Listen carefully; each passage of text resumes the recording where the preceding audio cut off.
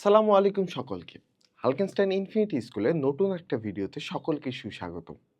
যারা ক্লাস 9 এর শিক্ষার্থী আছো, ম্যাক্সিমামই অর্ধবার্ষিকে ফেল করছো এবং তোমরা ফেল করছো mainly physics, chemistry, math, biology, higher math. এই সাবজেক্টগুলোর মধ্যে যেকোনো ১টা ২টো বা ১ এর অধিক সাবজেক্টে। ঠিক আছে?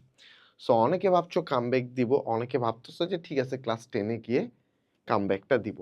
১ম কথা তোমাকে কেন কামব্যাকটা দিতে হবে? ১ম কথা ভাইয়া তুমি এর আগে কখনো ফেল করোনি। মেক্সিমামই আছো যারা ফেল করছো তাদের মধ্যে 80% কখনোই ফেল করোনি। তাহলে তারা তাদের মধ্যে 50% যে ভাবতেছো যে আমরা ক্লাস 10 এ গিয়ে কামব্যাক দিব বা আমাদের বড় ভাইয়াদের কাছে শুনছি যে ৩ মাস পড়লেই নাকি এসএসসিতে খুব ভালো করা যায়। তাহলে এত তাড়াতাড়ি আমি কেন পরিশ্রম দিব? গাধার খাটুনি কেন খাটবো? ঠিক আছে? ৩ মাস যেহেতু সময় আছে তাহলে কেন তোমাকে আসলে ২ বছর দেয়া হচ্ছে? এটা আমার কাছে তোমার কাছে একটা প্রশ্ন। ২য় কথা, তুমি যদি কোনো কারণে বার্ষিকে ফেল করো ভাইয়া, তোমার সাথে কি ঘটবে তুমি কি জানো? দেখো, তোমরা অনেকে কি করছো, অর্ধবার্ষিকে যে ফেল করছো এই জিনিসটা বাসায় জানাওনি বা অনেকে জানাইছো। ঠিক আছে? বার্ষিকে যখন তুমি ফেল করবা তোমার স্যাররা কি বলবে যে তুমি যদি ক্লাস 10 এ উঠতে চাও, তোমাকে গার্ডিয়ান নিয়ে আসতে হবে। তোমাকে যখন স্কুলে তুমি ধরলাম গার্ডিয়ান নিয়ে গেলা। ঠিক আছে? ঠিক আছে গার্ডিয়ান আমি নিয়ে যাবো।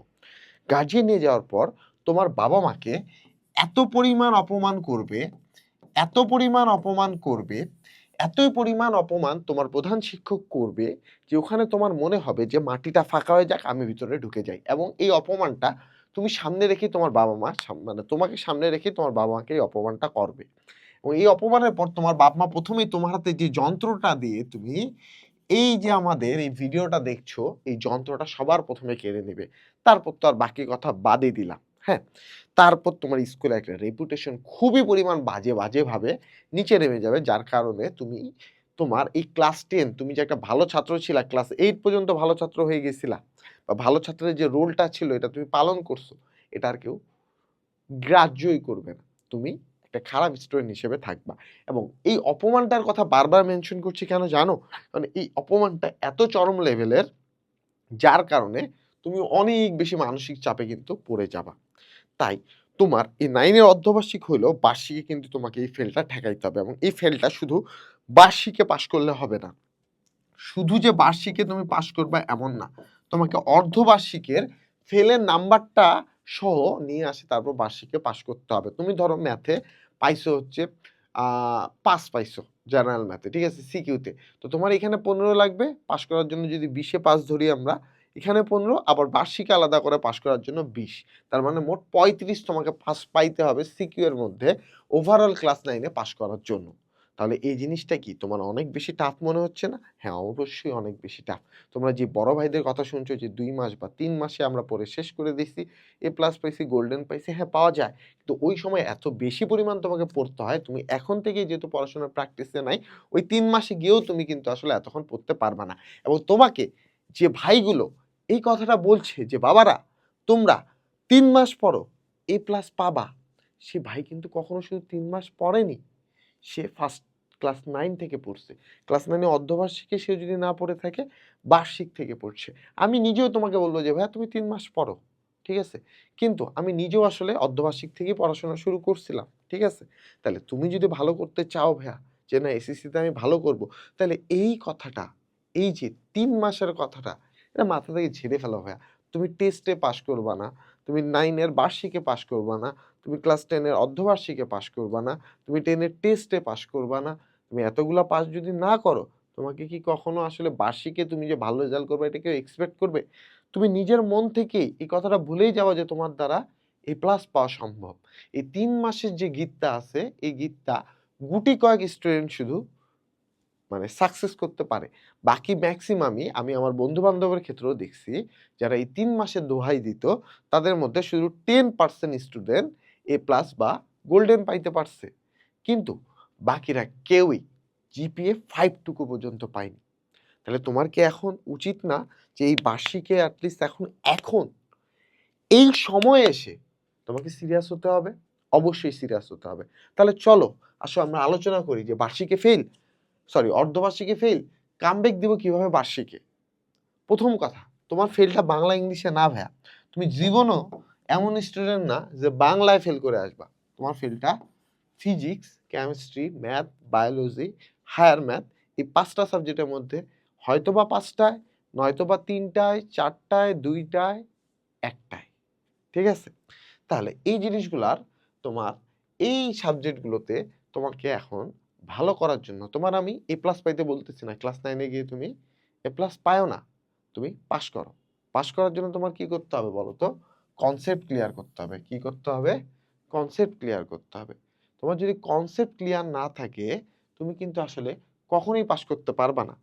এই কনসেপ্ট ক্লিয়ার জন্য তোমার লাগবে ভালো ক্লাস। ঠিক আছে? এটার জন্য তুমি তোমার কোচিং এ যেতে পারো। বাট ম্যাক্সিমাম কোচিং এ যেহেতু অলরেডি তোমার হাতে আর মাত্র 40 দিন আছে, তুমি কিন্তু ম্যাক্সিমাম কোচিং এ এখন তোমার ফাইনাল মডেল টেস্ট হচ্ছে। তুমি ওখানে গিয়ে কিন্তু আর ধরতে পারবা না ওদেরকে। তোমার কোচিং এও তুমি ফাঁকিবাজি করছো। তুমি যে কোচিং এ পড়ছো বা যে স্যারের কাছে পড়ছো বা যেখানেই পড়ছো, ওখানে তুমি আর ধরতে পারবা না। দ্বিতীয় কথা হচ্ছে, তুমি যদি বাসায় স্যার নাও, খুবই ভালো ভাইয়া। বাট বাসার স্যার এই 40 দিনে তোমার এই 5টা সাবজেক্টের পাস করার জন্য যে কনসেপ্টগুলো জানতে হবে, এগুলো তোমাকে শিখাইতে পারবে, বাট খুব দ্রুত শিখাইতে পারবে না। এক্ষেত্রে তোমার সময় লাগবে। অনেক ক্ষেত্রে কোনো সাবজেক্টে বেশি গুরুত্ব যাবে, কোনো সাবজেক্টে কম গুরুত্ব যাবে।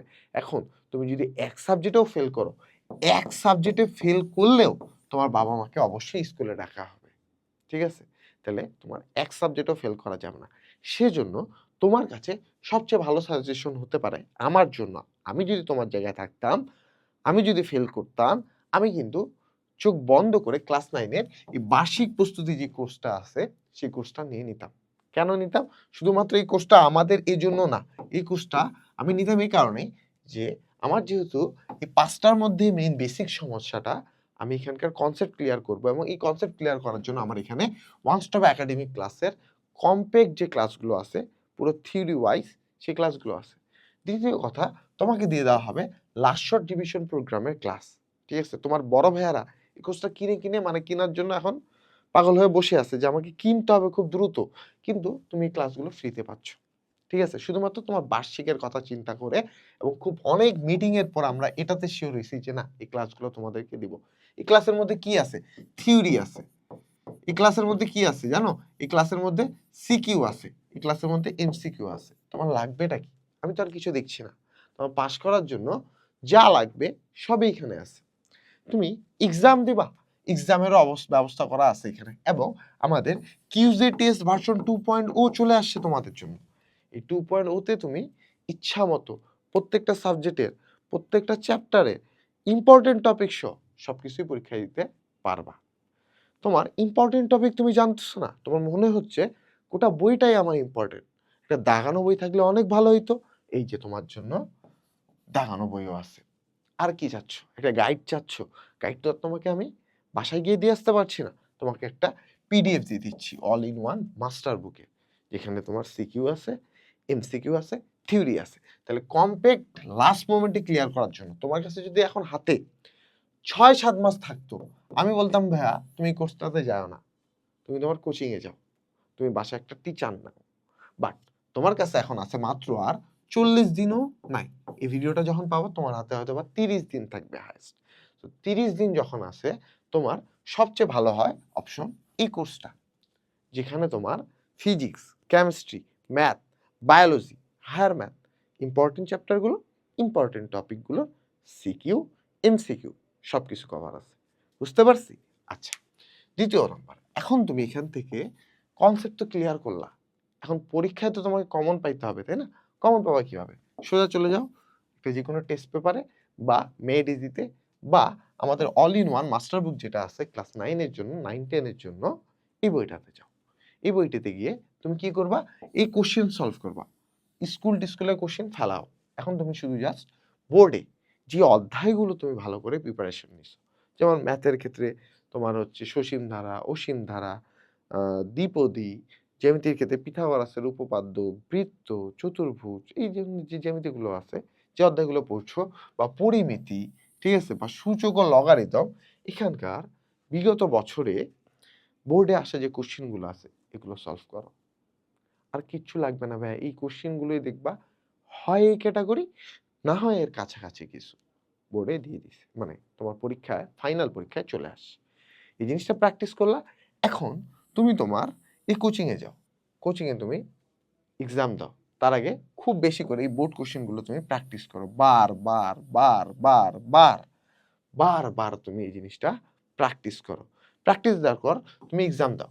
তোমার কোচিং এক্সাম শেষ, কি সমস্যা? আমাদের কিউজে 2.0 আছে, এখানে পরীক্ষা দাও।